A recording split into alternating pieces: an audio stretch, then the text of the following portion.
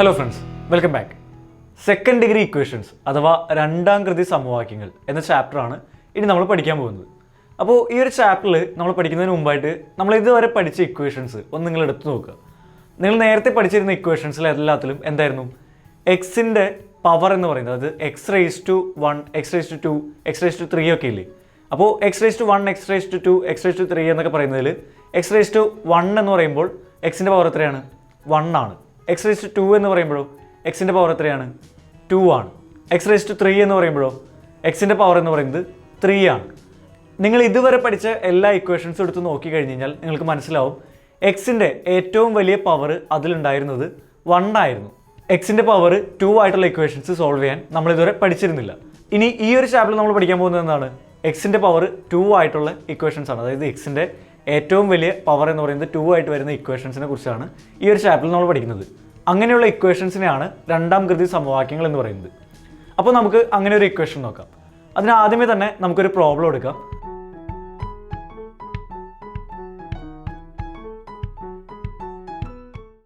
നമ്മുടെ കയ്യിൽ ഒരു ചതുരമുണ്ട്. ഈ ചതുരത്തിൻ്റെ പ്രത്യേകത എന്താണ്?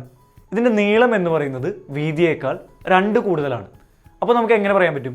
നമ്മൾ ആ ചതുരം എടുത്തു കഴിഞ്ഞ് കഴിഞ്ഞാൽ എക്സ് എന്ന് പറയുന്നത് അതിൻ്റെ വീതിയാണെങ്കിൽ ആ ചതുരത്തിൻ്റെ നീളം എത്രയായിരിക്കും? 2 കൂടുതലാണെന്നല്ലേ പറഞ്ഞത്. അപ്പോൾ എക്സ് പ്ലസ് 2 ആയിരിക്കും.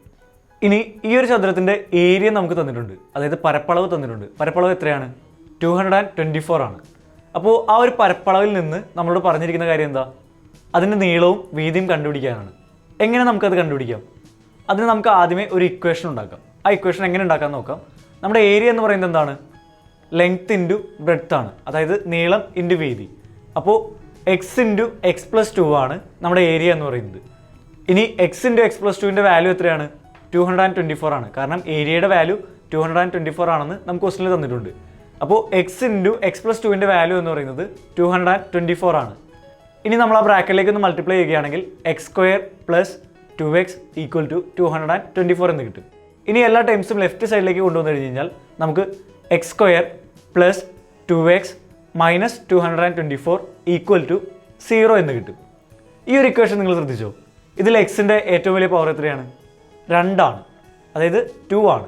അപ്പോൾ ഇങ്ങനെയുള്ള ഇക്വേഷൻസിനെയാണ് നമ്മൾ സെക്കൻഡ് ഡിഗ്രി ഇക്വേഷൻസ് എന്ന് പറയുന്നത്. ഈ ഇക്വേഷനിൽ നിന്നും എക്സിൻ്റെ വാല്യൂ നമുക്ക് സോൾവ് ചെയ്യാൻ പറ്റും. അതിന് എന്തൊക്കെ മെത്തേഡ്സ് യൂസ് ചെയ്യുന്നു എന്നൊക്കെ ഈ ചാപ്റ്ററിൽ നമ്മൾ പഠിക്കുന്നതാണ്. Thank you.